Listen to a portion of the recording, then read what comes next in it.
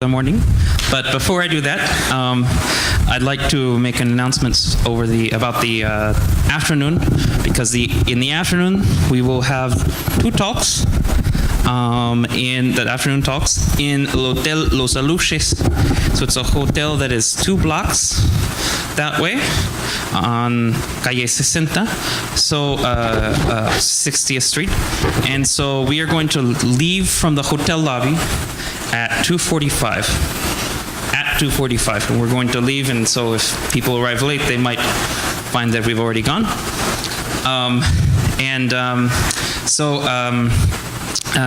So we'll take you over there. In case you do arrive late and we've already gone, it's not too hard to find. It's on the same street, 60th Street.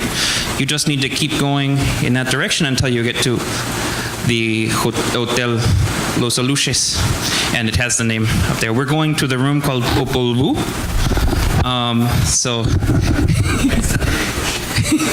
I'm sorry. Oh, yes. And I have no idea how to pronounce that in Quiche, but so we will be going to the room Popol Vuh, and so you will just have to, if you're following us, we'll get there. If you arrive late, then you'll have to ask for that room. And we'll be there for the afternoon. So at 2:45 at the hotel is when we are going to be leaving. I'll be leading the charge, so to speak. So it's my pleasure to introduce our presenter, Raúl Gómez, and we are very glad that he is here from Universidad Autónoma de Nuevo León. So thank you very much for presenting and for being here. Okay. Well, to say it is a pleasure to present Slava for his last talk of his fantastic series of lectures. And I should also say that after Olafsson alligator's picture, which was an amazing picture, Slava promised that he was going to have a new picture for us today. So, and he has not even let me see it. So I'm really looking forward for this talk. I'm really looking forward for the picture, and of course, looking forward for another great talk. Thank you very much, Raúl. So indeed, Gester, I promised not to show more pictures, but Gester sort of pick up the pace, and so I had to respond. And also Raúl convinced me that, he said that, well, in Yucatan, traditions are extremely important. And since I started this tradition, so I should keep up. Are you ready? Yeah, I'm ready, so please. So the question is, well, obviously again, one of them is me. Who is the second person? Who knows? Yes. Yeah, the fastest man on the planet. And, well, this is not just a picture. Of course, I could show millions of pictures. Irrelevant. But this is relevant because this is a meeting in Jamaica, in Lie theory. Right? So it's all related. Well, the guy happened to own the race court at the university. Because when he became famous, Germany wanted to build the modern racing place for him, but they needed space. Well, Jamaica, you cannot find an empty space that belongs to no one, so he could not get one, but university offered a space in the campus, and then they have a modern stadium when the national team trains. And then in between the lectures, we go there. It's not easy, actually, to get close to him, right? There is security and everything. But when he heard that we are mathematicians and doing Lie theory, then, of course, he appreciated. And then that's the story of this picture.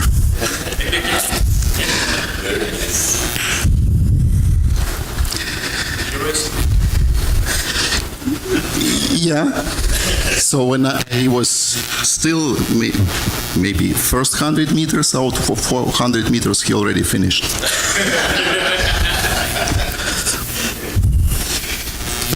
Or maybe when before I was still 400 meters, I stood up, but he already was there at the end. Okay. So this is the last story, last tale that I will tell you today, where I will touch all the issues that we discussed in the previous two talks. So we start, remember that we ended with a discussion of the induced modules for the Lie algebra of vector fields on n+1 dimensional torus. So the idea of to build the generalized Fermat module is by taking one of those designated derivations d, we call it d0 there, and so we look at the z grading determined by this d on the algebra. So this gives us triangular decomposition into positive, negative, and zero part. And then we can use this induction functor, taking a representation over zero part, extending trivially to a positive part, and inducing up. Right, that was the idea. And the question was, what kind of modules we get after we module the maximal submodule of this induced module. So we'll get a reducible one, but what is this? And so we did the first part. So we sort of figured that it is a generalized Wakimoto module instead of generalized Fermat module when we restrict to SLN plus 1 hat. Right, so inside of our big Lie algebra vector fields leaves a fine SL algebra, SLN plus 1 algebra, and then we restrict our module to this subalgebra. We can recognize it, and it's generalized Wakimoto module. So that's what the point last time. And then we want to know whether we can actually explicitly realize this in terms of some operation, some differential operators. And then, so thinking about that, it actually led to the vertex theory. So this is just a quick reminder, or if you've never seen it, at least gives you an idea what it is. So it's a quite sophisticated and strange object. So in physics, essentially this is the same thing, which is called chiral algebras. And in mathematics, they're called vertex algebras, due to Borchers. And the story, I don't remember who told me, maybe Victor Katz told me this story, that once he asked Borchers, why is such strange name, vertex algebra? And the answer was joke. It was an answer, a joke from Borchers that, well, he hoped that they will be called Borchers algebras eventually. But the name stayed. Right? The names stick, and so they are vertex algebras. And Borchers algebras is something different, something more general. Okay, so this is just a vector space with a bunch of things attached to this space. So it can be a super algebra, or it can be just an algebra. But so there is a super version of that. So we have a linear operator D, which is called a translation. And there is the main thing is this Y map, which is called the state field correspondence. So it associates to every vector of our vector space the thing like that. Right? What is this? This is Laurent series in the variable Z with some coefficients. So it's an infinite sum. And the coefficients are the linear operators on the vector space V. And there is a list of axioms, so the list of restrictions that we impose. So just for you to see. So the first one, it says that when we apply the sequence of operators to any vector, so eventually we should get zero for sufficient Lagrange index. This is what defines the field. And then this Laurent series is called a field. Well, the derivation D behaves like, the translation D behaves like the derivative. Yeah, if we put here the vector V, we'll get just the identity map by the Z to 0. So if we apply this operator, which is Laurent series, whose coefficients are endomorphisms of V, to a vector V, then we get a series, just a power series in Z. So there's no negative powers. And if we evaluate in the 0, we get back to this element A. And there is a very important axiom which is called locality axioms. So that this must be zero for sufficiently large M. So this is sort of a basic part of the vertex algebra. There is a more additional part when we want to have a vertex operator algebra. So then, in addition, so you sort of think that we have a Virasoro structure in addition, so there must be a vector besides the vacuum vector, the designated vacuum vector that we had before, this little v. So there is the omega, the Virasoro element, such that the corresponding field has coefficients which form the Virasoro subalgebra. They satisfy this Virasoro. We had this picture before, right, when we discussed the universal central extension of the first suite algebra. And then in this case, D must be L minus 1, and the L0 is diagonalizable. So this is the vertex operator algebra, which is sort of more sophisticated, or a particular case of Virasoro, or vertex algebra. And so the classical examples of vertex algebras, so these are the basic ones. So the hyperbolic vertex,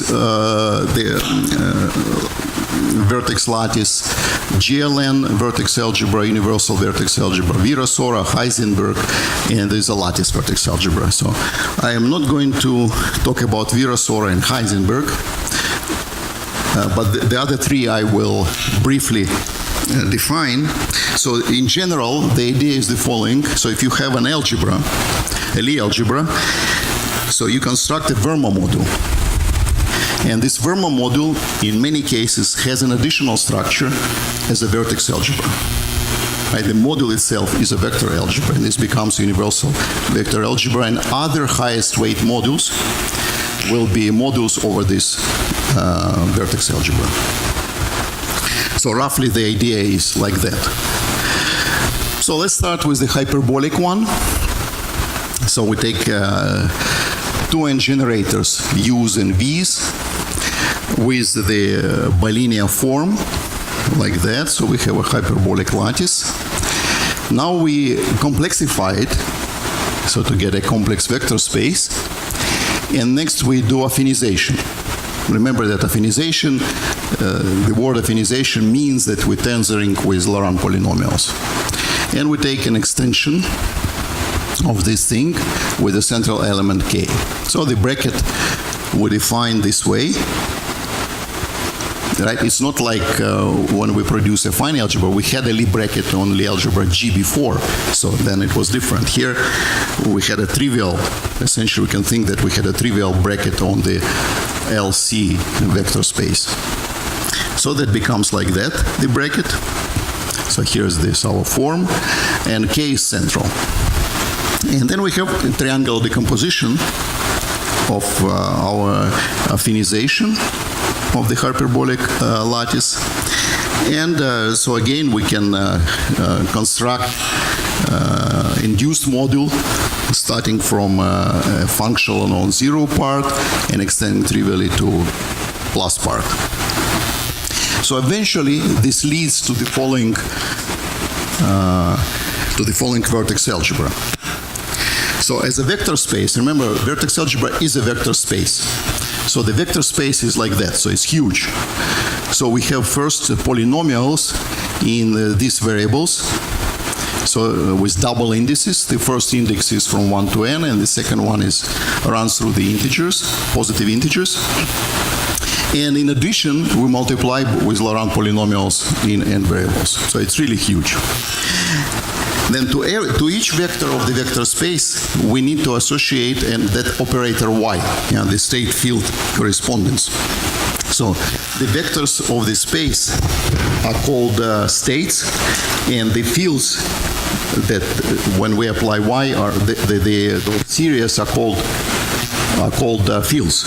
So that's why it's state field correspondence, right? And so we choose them this way. So they are just variables up to a constant and partial derivatives. And then, and here it is explicitly we write for each generator of the space, we write the operators, and this can be extended then to any element of the space. And you see these interesting operators appear here. So they're usually called vertex operators because these strange sums, infinite sums that involve variables and partial derivatives, that was originally in principle of homogeneous realization of SL2 hat. Right? That's how the first vertex operators appear in trying to realize certain highest weight modules in terms of differential operators for SL2 hat. And so roughly they look like that. Okay, now we can twist a little bit. So that's again a trick we use we don't want just to consider integral powers of the variables q's, but any complex power. So we can just multiply by, this is a multi-index, right? Q1 to gamma 1, Q2 to gamma 2, and so on. And so this fellow will be a module over this vertex algebra. Okay, so that's the first case. Second case is a affine universal vertex algebra for affine GLN. So it's more convenient to work with GL than with SL in this case. So we take GLN and we do affinization. So this is the corresponding loop algebra, and we have a universal central extension here. So the difference between GL and SL case is that GL has an identity matrix inside. So identity times Laurent polynomials, that's an extra Heisenberg subalgebra living inside. And here the Lie bracket is the way it was defined yesterday. Right? And there is a natural, again, triangle decomposition. This is the standard one that sort of corresponds positive, negative roots. And but the zero component, it's not just a cartan. We just enlarge it a little bit. We include GLN, the whole GLN inside. Right? And then the positive negative part looks like that. So we take, for positive part, we just take polynomials divisible by t, and the negative part is the opposite. Okay. And now suppose we have a one-dimensional module over the corresponding, so that this is a parabolic subalgebra. So this is like Lie V, and this is the radical. And we ask for not just a plus part to kill V, but also GLN itself. And the central charge is 1, right? So the little central element acts by 1. Then we induce up, so we get this induced module in the usual way. As a vector space, it looks like that. So this is enveloping algebra of GLN hat minus. So you take any, you fix an order between the generators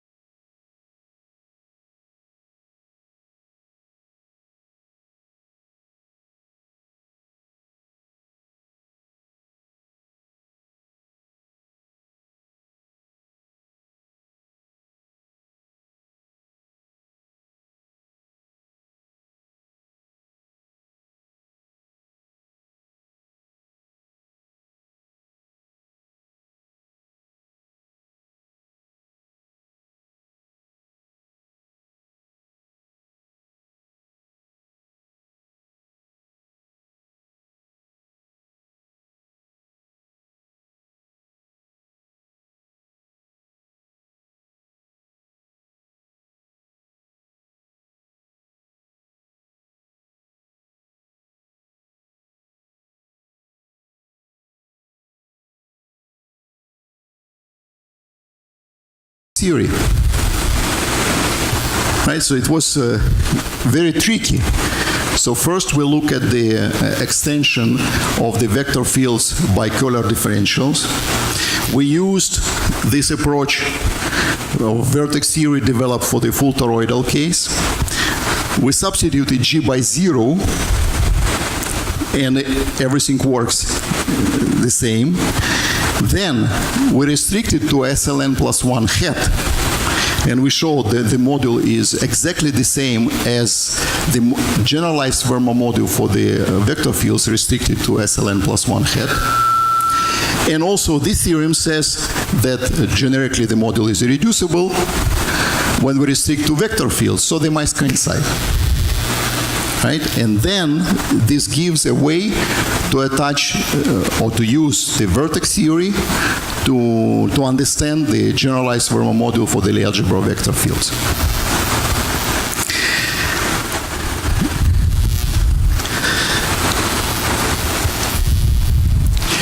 And one can write explicitly the operators for the. So using that, I mean, it's technically complicated, but they can be written explicitly. And it gives a realization in differential operators. It will be vertex operators like infinite sums of derivatives, partial derivatives, and variables. But they are explicit. Yeah. And so amazingly, this vertex theory, which a priori had nothing to do, absolutely nothing to do with the issues that we were considering, started to play an essential role because of this connection with full toroidal Lie algebras. And another interesting thing was that there are some exceptional cases. This can be computed explicitly, so in some cases it is not irreducible. And there are just finitely many of them. And when you look at them, it somehow rings the bell that it's similar to what we had for yesterday. We had some exceptional cases of modules which are not irreducible, tensor modules which are not irreducible, and those cases correspond to the RAM complex. Remember, there was a RAM complex of differential forms. That's, if module appears there, then it is not irreducible. And this somehow similar. It's not exactly the same, so it has nothing to do with those tensor modules. And it turned out that it is related to what is called chiral de-RAM complex. So which was the thing introduced by Malikov, Shechtman, and Weintraub. Again, completely for different reasons and completely with a different point of view. And until now, we really don't understand, neither us nor them, why there is this link. So there is something deeper going on which we don't understand. And so the RAM complex is based on the space, which is the product of these two vertex algebras. So the lattice Zn and the hyperbolic one. So remember, we introduced a fermionic degree. And then so the second one is graded by this. So the fermionic degree gives a Z grading on this vertex algebra. And then, so we have a decomposition of the tensor product again, and we get a Z grading on that. And the graded components, so we call them omega k's. So they form the chiral de-RAM complex. And the differential D, well, it defines like that. So here's explicitly, it's written, so we just take coefficient. It's not important. So it's important that there is a differential, of course. This is a complex. This was introduced by Malikov, Shechtman, and Weintraub.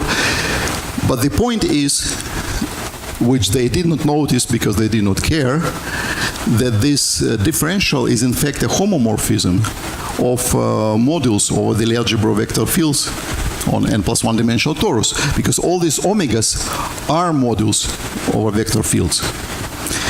And so we have a chain of homomorphisms of these modules. So this is sort of a link between this chiral de-RAM complex and the modules that we obtain. So these components, omega k's, so they are irreducible over that, right? Over extended Lie algebra vector fields. But they are not irreducible if we restrict just to vector fields. And these are the only those exceptional cases listed above in the theorem. So, if the module is not isomorphic to omega k, it will be irreducible when we restrict to this one. Okay, so they're exactly those exceptional modules listed above. And there are several mysteries around here. One mystery is that we did not have any center before, right? We're working with Lie algebra vector fields. But the representation theory is governed by the representation theory of vertex algebras. And you remember in both cases, in both these two cases, we defined the action of the central element as 1. The central charge was 1. So it's a non-trivial central charge. And somehow when we take a tensor product, the central charges cancel and give a 0 central charge. So again, there's something going on here. Also, I did not point it that, but we are working with a Lie algebra of vector fields. But what is helping us, the Lie superalgebras, the vertex Lie superalgebras, they're all superalgebras. And somehow, again, this super part cancels out when we're taking the product of vertex algebras. So there is a lot of going on which we really don't understand, neither from physics nor from mathematics point of view. So I'm sure this is much deeper than, so we're just on the tip of the iceberg here. But nevertheless, so we succeeded, we got what we wanted, right? We get realization in terms of nice differential operators for our modules. Okay, so I'm ending that part. And now we go back to the general question, right?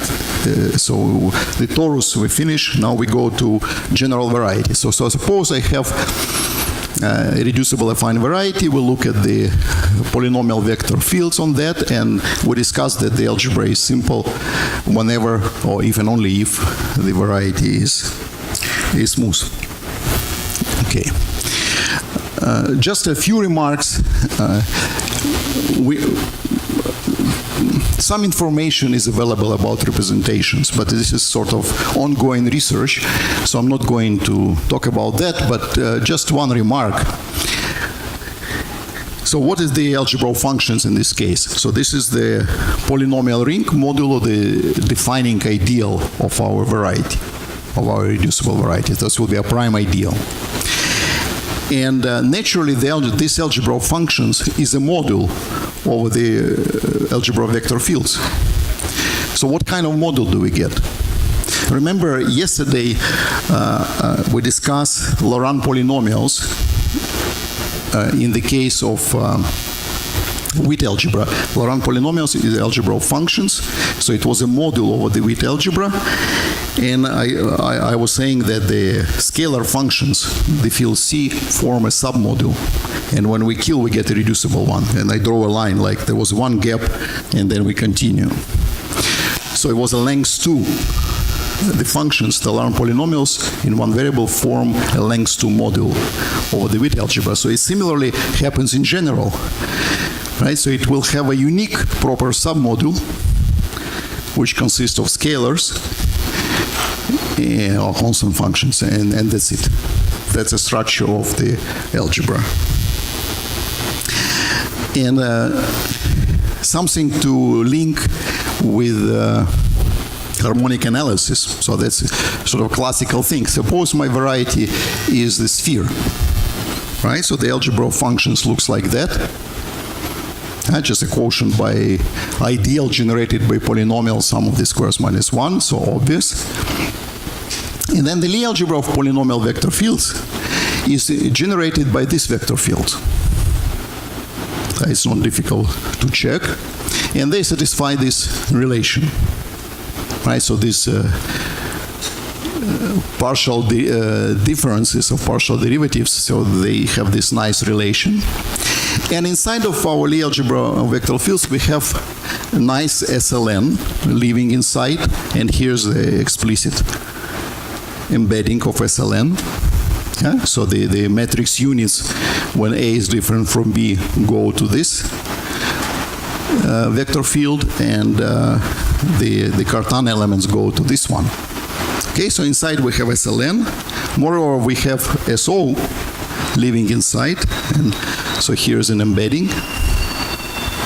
And then our functions, well, these are polynomials, modulo set and relation.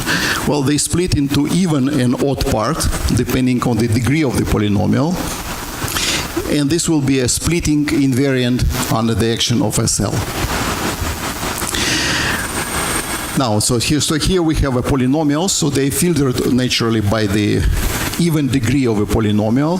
And here this is just a space of all, not in the quotient, but in all polynomials of degree at most 2k. And this will be a space invariant under the action of the orthogonal group. And there is a filtration, so the embedding is given by multiplication by this sum of the squares. So it's not 1 because we're not in the quotient yet, right? We're on the level of polynomials. Okay?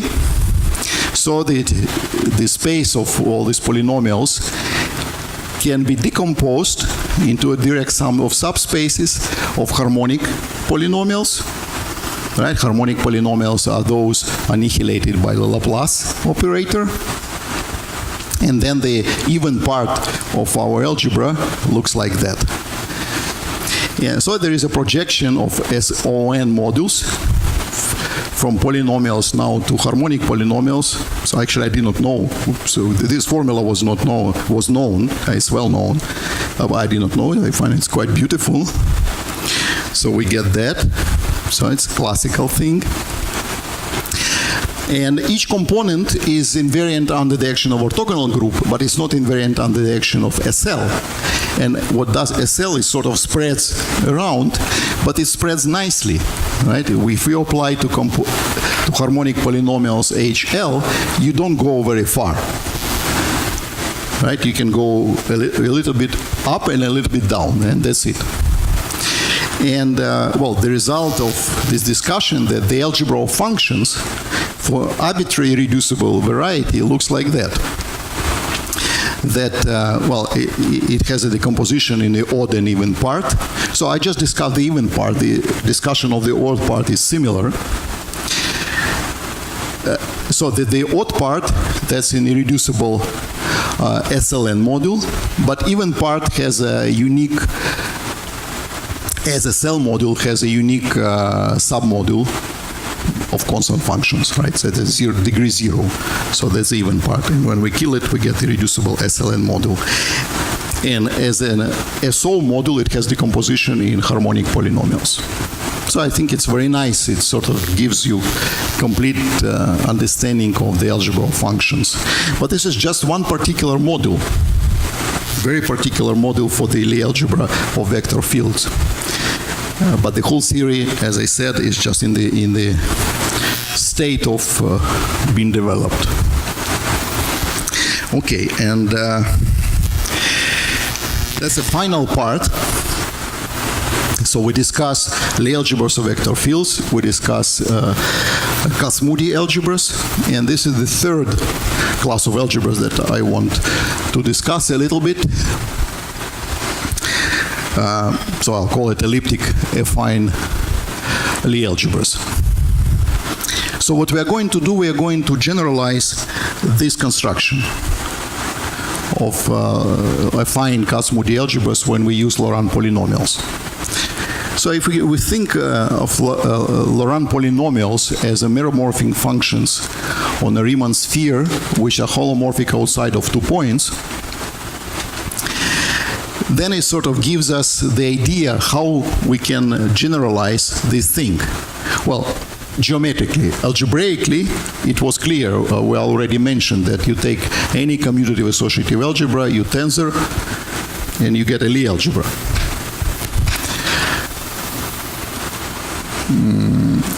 but this is the same thing only when our associative algebra is the algebra of meromorphic functions with some poles on the Riemann surface. And the Lie bracket is the same as before. So this geometric approach is sort of motivated further study of these Lie algebras that look like finite dimensional simple tensor commutative associative algebra. But these are particular cases of commutative associative algebras that appear, and the algebras that are Lie algebras that are constructed this way, they are called nowadays Khrushchev-Novikov Lie algebras. And there was a lot of studies in this direction. So Khrushchev-Novikov define these algebras and establish basic properties. There is a book by Schleichenmeyer where he develops further theory of these algebras and some representation theory of them. And then, Shaman and Bremner, these are main names that contributed to the development. But I would say they did whatever was possible to do in the first approach, right? And anything further is already more complicated. Representation theory is somewhat similar to the case of affine Kac-Moody algebras, but in the same time is quite different. For example, you can have a highest weight module where highest weight space, subspace, is not one-dimensional. Such things appear because of the lack of grading, a nice grading as we have by Cartan subalgebra in this case. Well, the case that Bremner was looking, so he looked at the algebraic curve of genus 1. And he wanted to algebraize the Khrushchev-Novikov approach in this case. Well, so we have this algebraic curve sigma, and we have a lattice, two-dimensional lattice. When we choose lambda with non-trivial imaginary part and positive, and we look at the algebra of meromorphic functions on this curve, and which are nice outside of two fixed points, and he chose these points. Then, so P is a Weierstrass function that looks like that, and there is a value in this point here. It's some value M that we fix. So the Weierstrass function, that's a standard thing, so it satisfies this differential equation. And Bremner proved that the algebra of meromorphic functions, holomorphic outside of those 2 points, looks like that. So it is isomorphic to a ring which is not Laurent polynomials, but it is sort of a product of Laurent polynomials in one variable with usual polynomials in U, modulo the relation between the variables. Right? So it's a quadratic in U and cubic in T. So that's why it's elliptic. It's called elliptic affine Lie algebra. And there is this constant B. It is determined by that value M, the value of the Weierstrass function. So we have a very explicit algebra A. And suppose I can take G, tensor with this A, and I can study representations. Well, the first thing is, what is the dimension of this algebra? Because usually what we want is more interesting to consider a universal central extension. And it's given by this one forms modulo the exact form. So what is the dimension of that? Well, he computed. Well, he even looked in general. So suppose we have this algebra and quadratic in U, and on the right-hand side we have polynomial of any degree n. So he proved that it will have, zero, so it will be n plus 1 dimensional. Yeah, the center will be n plus 1 dimensional. In particular, in our example above, in the elliptic case, it's 3-dimensional. Right? So this big space is three-dimensional. In the affine, it is one-dimensional when we have Laurent polynomials. But when we add u related by this formula, when n equals 3, so this becomes three-dimensional. So it's n-dimensional. So it's quite interesting, but it's still finite-dimensional central extension, and you can work with it. Moreover, now again, Bernardo yesterday asked about orthogonal polynomials. You asked, I think you asked Roger about orthogonal polynomials. So here's a family of orthogonal polynomials for you. So it turns out that because when this space becomes finite dimensional, it means in the quotient, most forms are linearly dependent. Right? It's a dimension 3 in our case. So if you write explicitly this linear dependence between the classes in the quotient, it will look like that. So I just compute it explicitly. And the coefficients here, well, they depend on k, the index by k, which is its power here, and they depend on b, which is a coefficient in that cubic elliptic equation. And then when you ask, what are these polynomials in B that appear here? Well, they are classical orthogonal polynomials. They're called Wyacheslav polynomials. So they satisfy recurrence relation. So between k minus 1, and k minus 2, polynomials are related with some coefficients that depend linearly on k. An initial condition here, we need to choose that to solve the recurrent relation. So what comes out are Wyacheslav polynomials. It's quite surprising. Well, Bremner did not go further, so he was happy with this result. But we looked at the other cases. So what if we change the equation? So here's the algebra of functions that we consider. So on the right-hand side, we have polynomial of degree 4. And so the corresponding algebra, it has a name, Data, Jimbo, Kashivara, and Miva Lie algebra, because it was introduced by them in the study of the integral system corresponding to Landau-Lifshitz equation. And then in the way of studying the solutions of this equation, they introduce a Lie algebra, which we call by their name. And so this is DJKM Lie algebra. And this is just G tensor, this thing.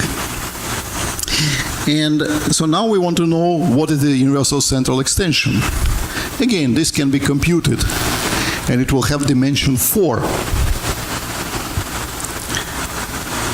Right? According to Bremner's theorem, he did it for any degree on the right-hand side, so it has to be n. So this is degree 4.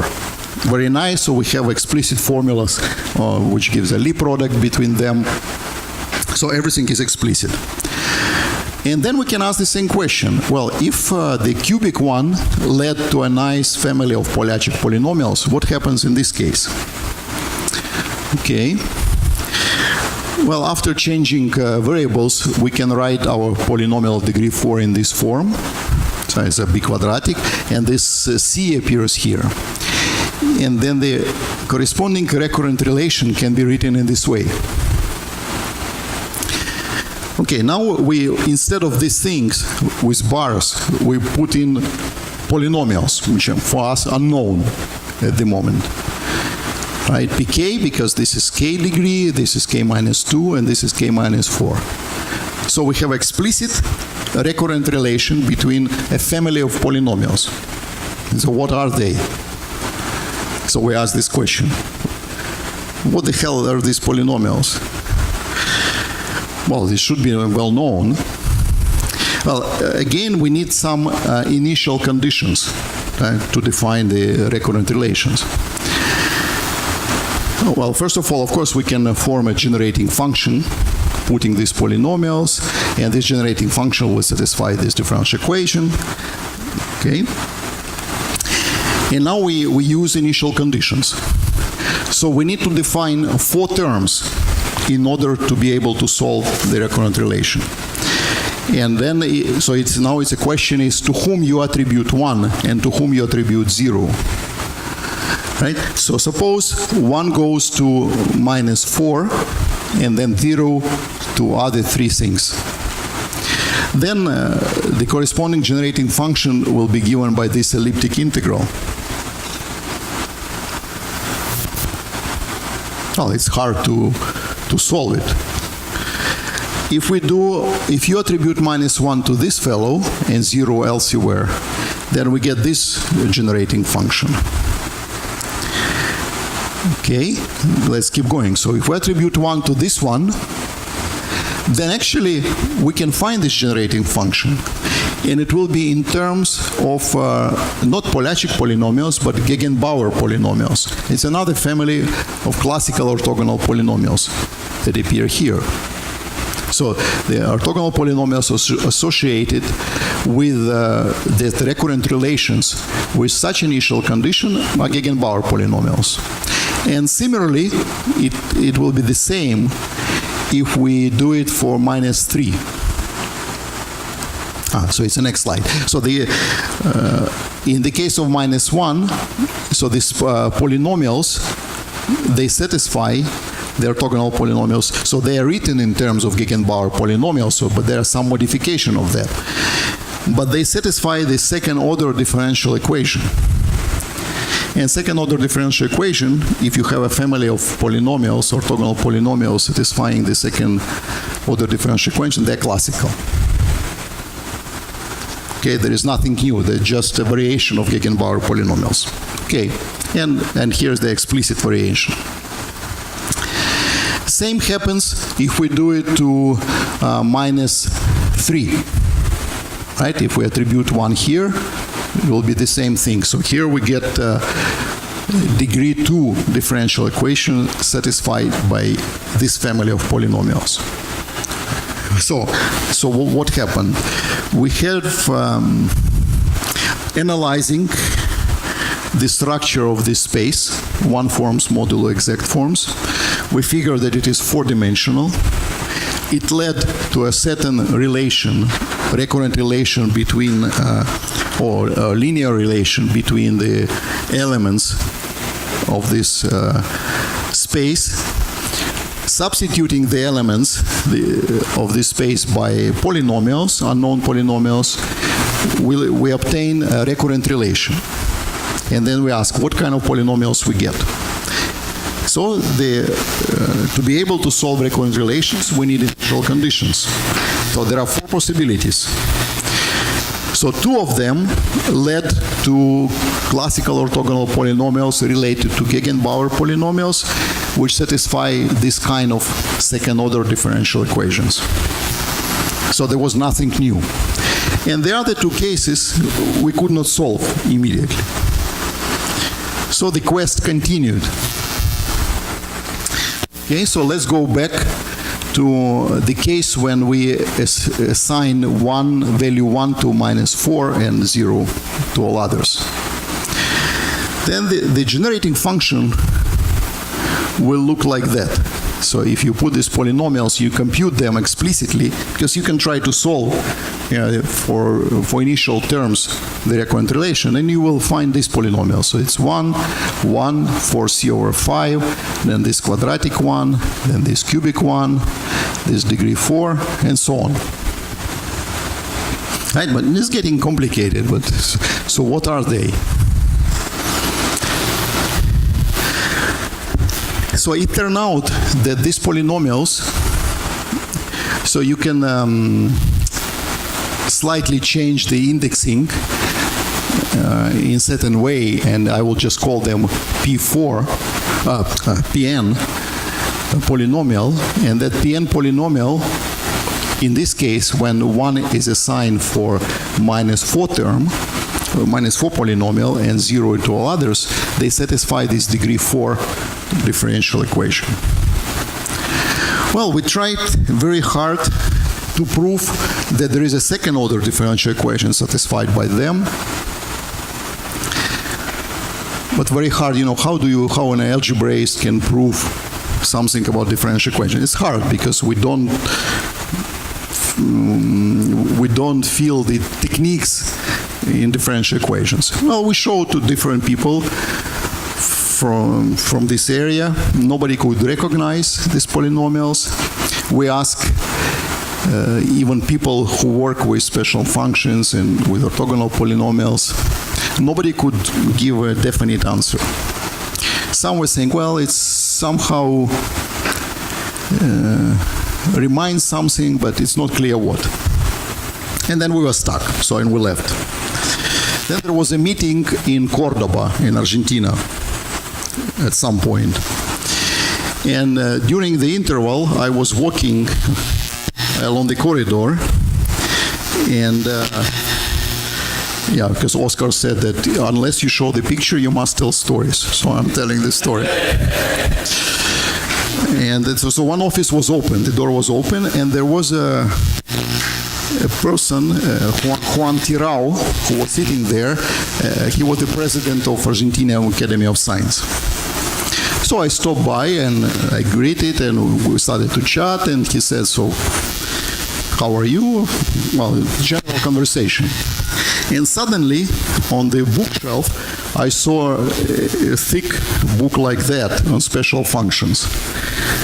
And I don't have a book like that in my office. He said, why do you have this? And he said, well, because I was, at some point in my life, I was interested in special functions and orthogonal polynomials. As soon as he said that, I said, wait a second, I have a problem that we cannot solve for quite some time. And then I started to explain. He said, immediately, I feel that these are not classical orthogonal polynomials. No, first of all, I feel that they are orthogonal. This is not a trivial question to begin with. Maybe you have a cell phone in your pocket? No. I don't have anything in my pocket except the machine. Maybe it's too much excitement.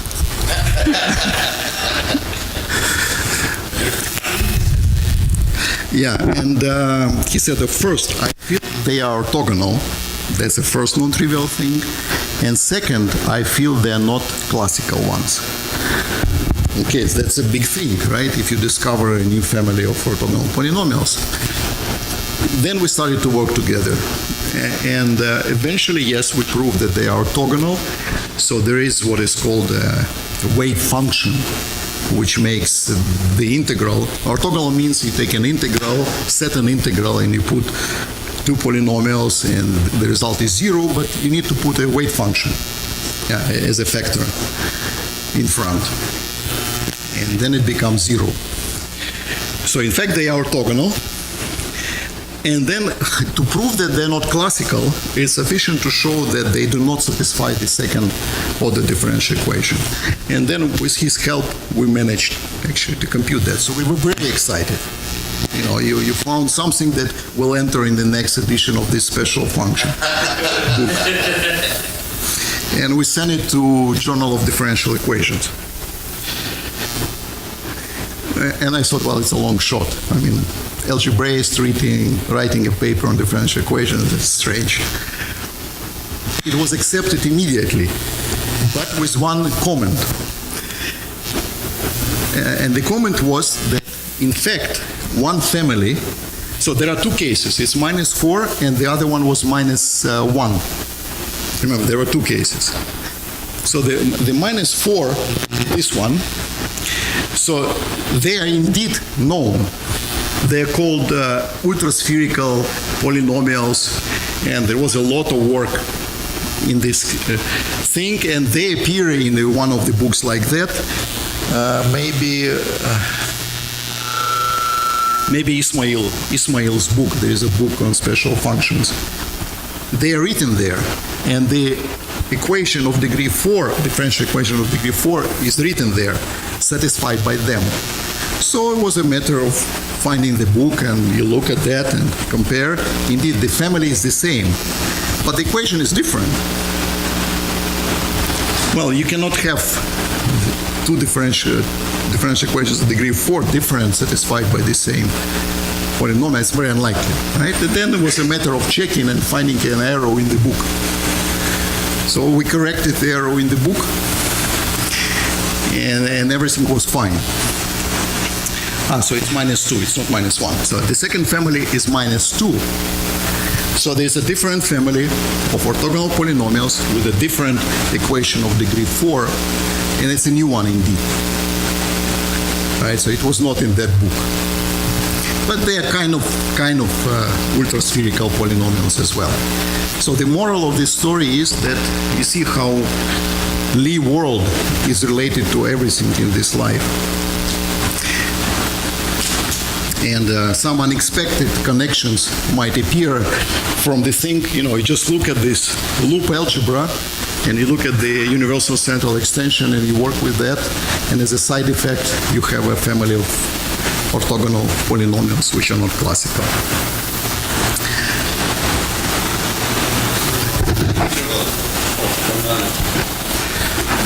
It's 0.01, I think. Yeah, I think so. Yeah. Well, that's probably all I wanted to say about that.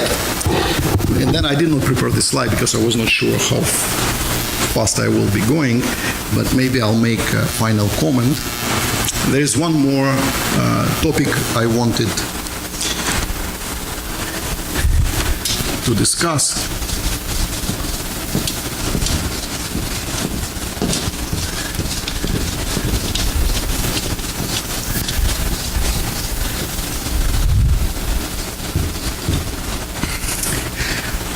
So somehow, so far, we were using finite dimensional theory for infinite dimensional Lie algebras. Yeah. So we're going one direction. We knew something about finite dimensional algebras, and we are trying to do the same for infinite dimensional algebras. But sometimes going back is also useful.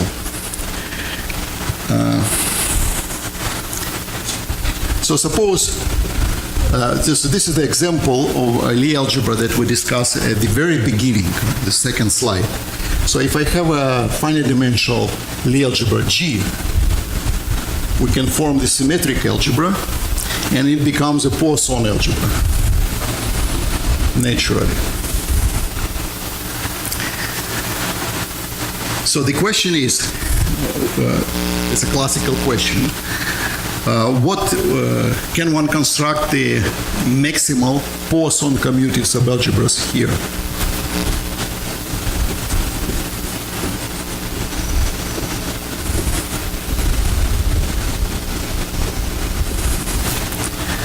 Well, of course, if you forget Poisson structure, you look at the associative product here, it's commutative, so it's a meaningless question. But Poisson commutative is a meaningful question, right? You want subalgebras such that they commute with respect to Poisson bracket. And this question was posed in the maybe 1970s by Mishenko and Fomenko in their study of Euler equation. And they suggested a method of constructing of such subalgebras.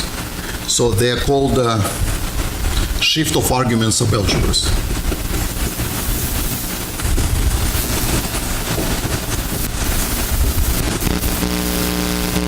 Shift of argument subalgebras. So there's a series of maximal commutative subalgebras in the symmetric algebra. Then in 1990 or 91, Weinberg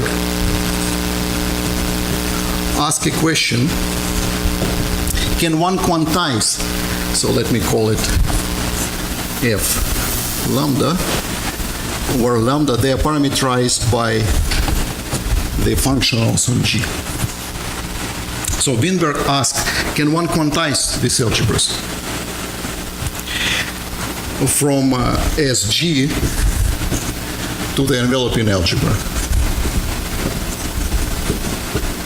Right, so we have here F lambda. So he wants something in U. let's say bar, such that the corresponding graded coincides with this one. And this was done. Many authors in different cases contributed, but this is known.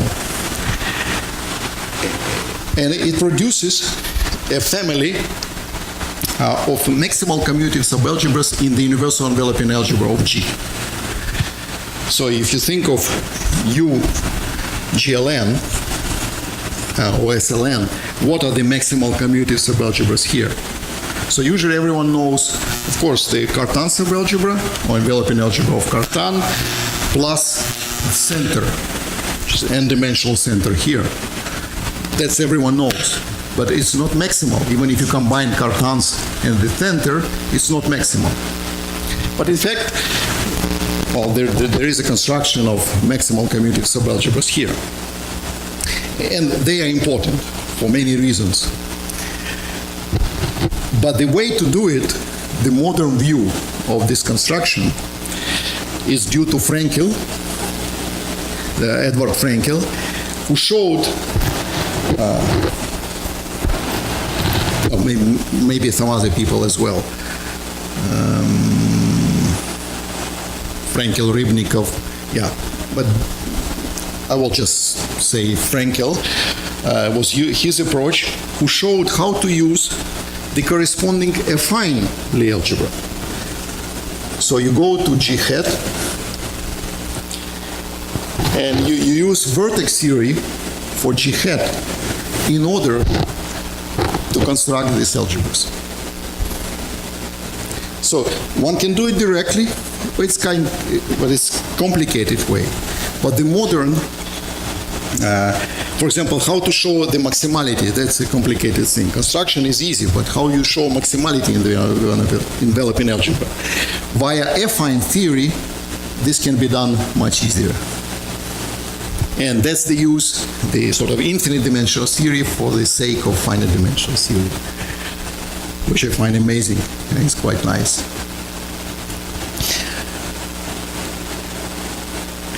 Well, I guess I will stop here. Yeah, thank you very much for surviving and for your attention.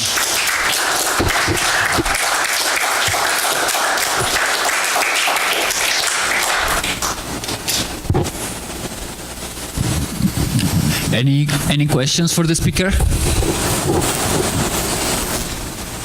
So you said that Tirado said that the polynomials were, I'm sorry, that the polynomials were orthogonal. Just He looked at them. looking at them Yeah, so we were sitting quietly for some time. for and both then- families. Well, at the beginning, we just look at this one. Yeah, at one. I mean, since the elliptic integral that appear, they are sort of similar, the level of difficulty or complexity was the same.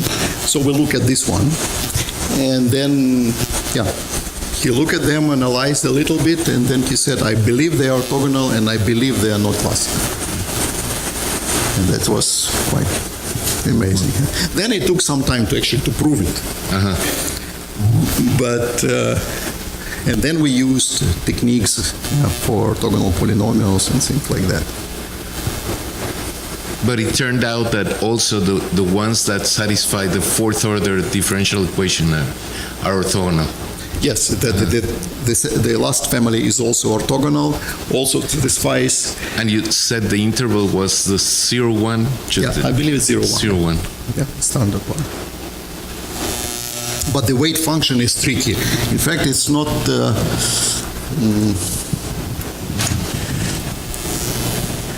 I think we proved the existence. We just proved the existence. There is a theorem. It's called Fadder theorem about orthogonal polynomials that proves that if there are some sufficient conditions, if you have a family of polynomials satisfying certain conditions, then they are orthogonal for some weight function. And so we check these conditions, and then we conclude that they are orthogonal. One can compute probably explicitly the weight function. We didn't, but it can be done. And then, well, similar questions. There was a further development considering other elliptic equations So it's known for degree. So when you have you always have u square on the left and you have a polynomial in t on the right. So if it's a second degree, third degree, fourth degree, it's known. So degree 2 and 3 give Polyachik and Gegenbauer polynomials. Degree 4 give, in some cases, Gegenbauer, in some cases, nu. And the question is, what is in general, right? If you have a degree n polynomial, the space is finite dimensional, you can play the same game. So definitely there will be new families of orthogonal polynomials. Well, it's getting more complicated to work with, but the people are looking to these questions. So it's quite rich, and hopefully more families will appear.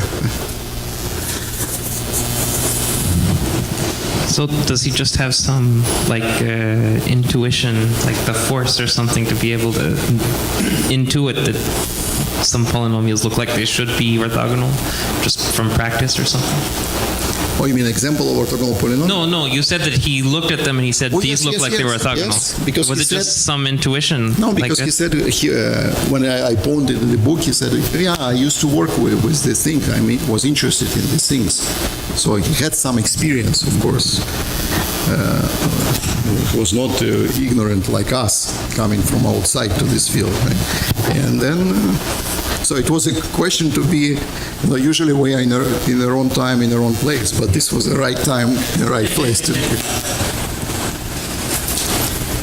So it was amazing. Any other questions? Okay, so I have another one. Is the problem looking at the maximal commuting Poisson subalgebras of the symmetric algebra? You mentioned Wimberg. Is this? I'm sure it must be related to the problem of finding maximal commuting operators representing, say, the symplectic algebra.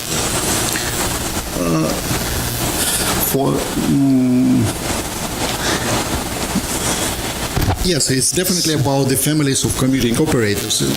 Symplectic, or any other Lie algebra, the one related to Euler equations.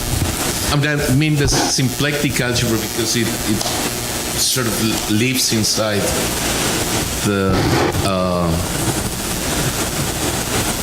you can realize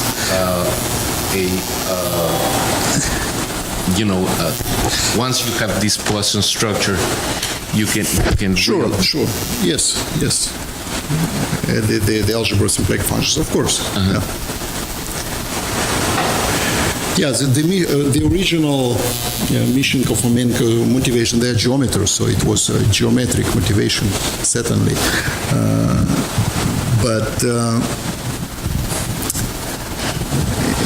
The Wimberg's motivation was algebraic, but also this question is important for integrable systems. So not purely algebraic only, right? And up to now, the fact that when we have a maximal commutative subalgebra in something allows to study representations of a given algebra, so in this case Lie algebra G, by considering sort of a Harish-Chandra category, like a Harish-Chandra modulus, anything you were asking, or Mathew was asking at the beginning, right? You have a pair. And a similar thing here, you have algebra and subalgebra. So you can consider modules over algebra, which are, as a modulus over subalgebra, split into finite dimensional modules, one-dimensional modules in this case. And then you can try to study this category, and this is going on. So since those days it was going on. The attention was in the case of particular maximal commutative subalgebras. Right, so the general theory, if you take in this arbitrary algebra F lambda bar is actually called quantum shift of arguments of algebra, because it's quantized shift of arguments of algebra. This has not been developed, yeah, but people are interested to understand sort of Harishchandra modules for the pair G and or UG and this F lambda. And it seems to be quite promising.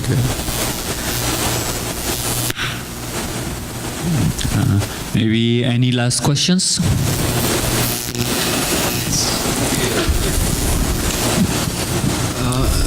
Well, I just wanted to point out that, for instance, associated Legendre polynomials, which appear among the spherical harmonics. Yeah, Legendre, I think this is the case when degree is 2. U square equals polynomial degree 2, you will get Legendre polynomials. Yes, they're also associated Laguerre, and I believe those satisfy a fourth order differential equation. And usually, if you put the polynomial together with the square root of the weight function, you get a set of quantum mechanical wave functions which are orthogonal, and associated with that you have a potential. So some potentials are have explicit solutions and others don't. But there's a finite number of these say exactly solvable potentials.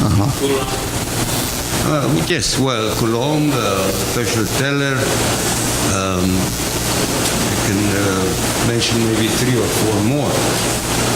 But if you have, say, square box potential, it's not a polynomial solution, and so on.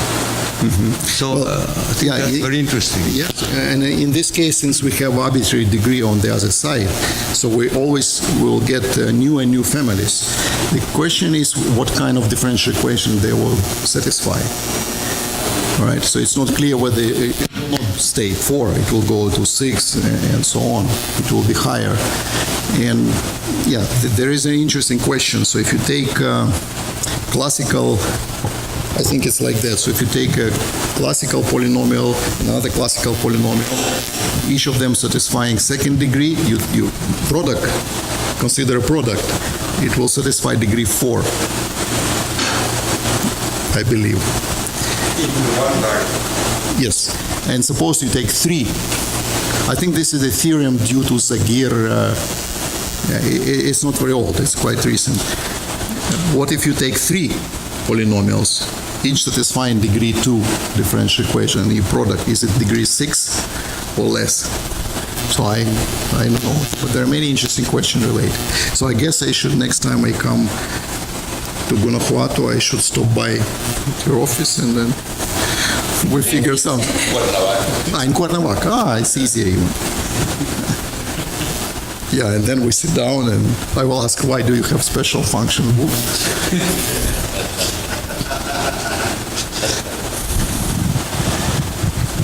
Okay, so let's thank the speaker again.